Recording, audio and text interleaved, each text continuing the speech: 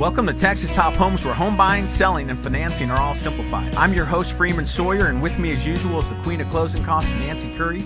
Joining us today in the Skyline Studios, we have Phil Crone with the Dallas Builders Association, Ronnie Lyles with Operation Finally Home, and Donnie Evans with Altura Homes. Thanks for joining us on the show. Great to be here. Thanks for having us.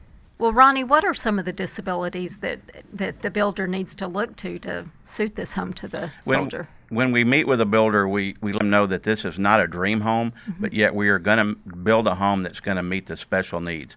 So on this particular project, I sat down with Donnie. We went over a plan that met the special needs of Sergeant Rivas, and we were able to come up with a house that fit their needs on the lot.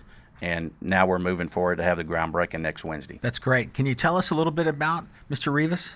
Absolutely. He is a little bit unusual in what we normally have. He actually served in the U.S. Army, the U.S. Marine Corps, and the Army National Guard for over 26 years active duty. He is married. He's got a son, got a daughter.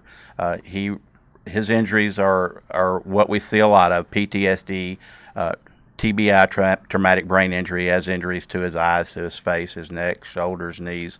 But he is an outstanding young man who is obviously more than deserves what he's getting in this house, as well as his family who's been there to support him along the way. That's fantastic. So back to building the house for any special needs that soldier may have. Do they get to consult with you and talk about some of the handicap situations that they run across? Absolutely. And you guys can fix that? Absolutely. We will sit down with him and his family, and we will go room by room and let them tell us if there's any particular needs that they may have for that particular room, especially the kitchen, the bathrooms, and those type of things right there. And also for future needs, if something happens today he's still mobile, but if there's something in the future, then we will take that into account when we construct a house. So we're really making the difference between building a house and turning it into a home at this venture. Absolutely. This is not a house. This is a home. And we do sit down and do a family needs assessment with the recipient prior to meeting with the builder. So we try to make sure that we're addressing the special needs that they have, and the builders are generally just more than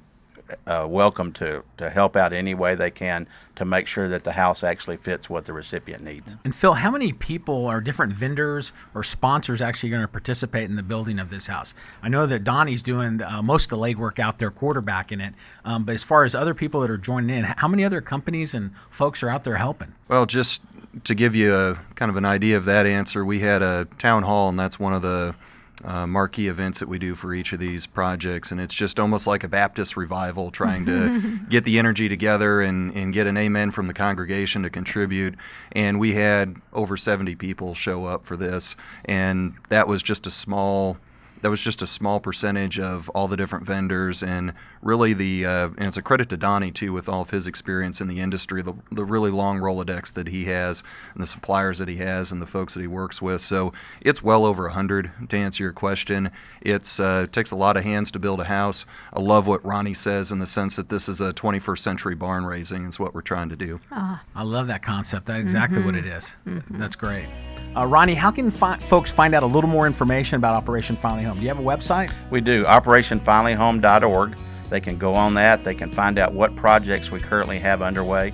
If someone wants to apply to receive a home, there's an application form online as well. What about the listeners? What if they want to donate some of that money that Donnie was talking about? If they go to our website, they can click on Help a Hero Now, and it will go into the general fund, or they can specify to a particular project where they want the money to go.